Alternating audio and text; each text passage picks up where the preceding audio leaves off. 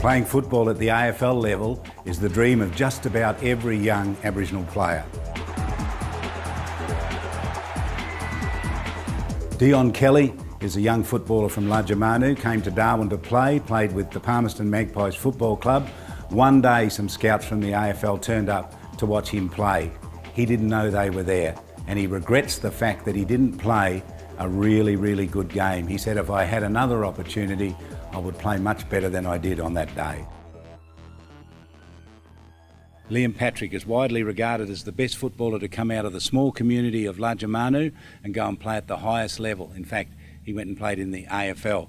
But another player who got very close to doing that is Dion Kelly, and he joins me now. Dion, you almost made it at a much higher level, but do you remember your early days playing here at Lajamanu? Yeah, when I was about 5, running around here as a kid, barefooted, as all community kids running around barefoot. And how did it eventuate that you finished up in Darwin?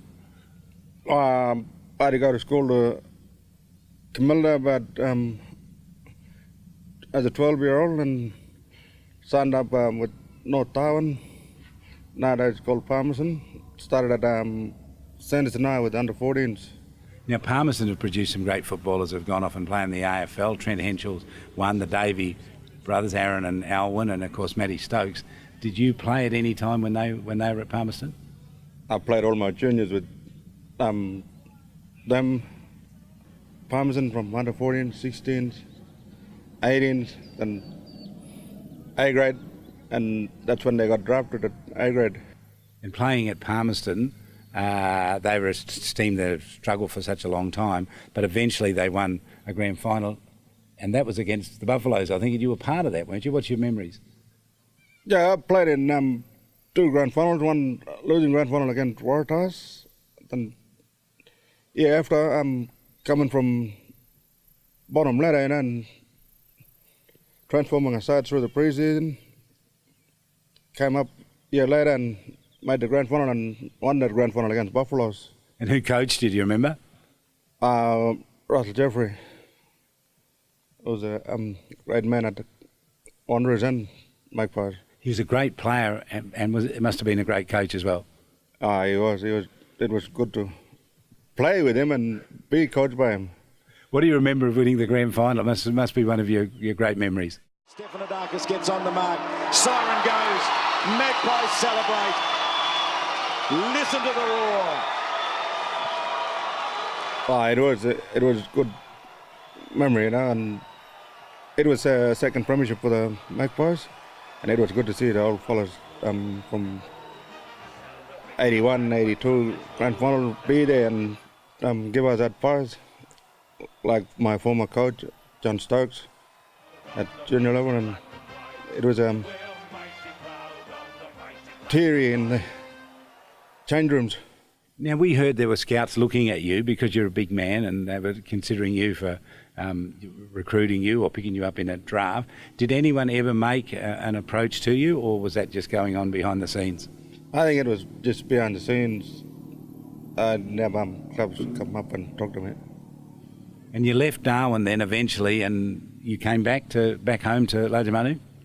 Yes, I did come back home and played footy down there again in the dirt ground there and started working.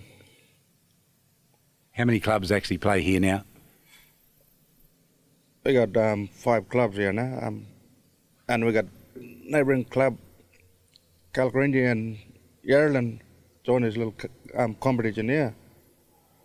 Which team do you play for? I'm a playing coach at Roos, Lulja Roos now. How important is sport, and in particular football, to the local community here? It's important that we stay healthy, We got young kids coming up. We need to teach them the right way. Healthy lifestyle.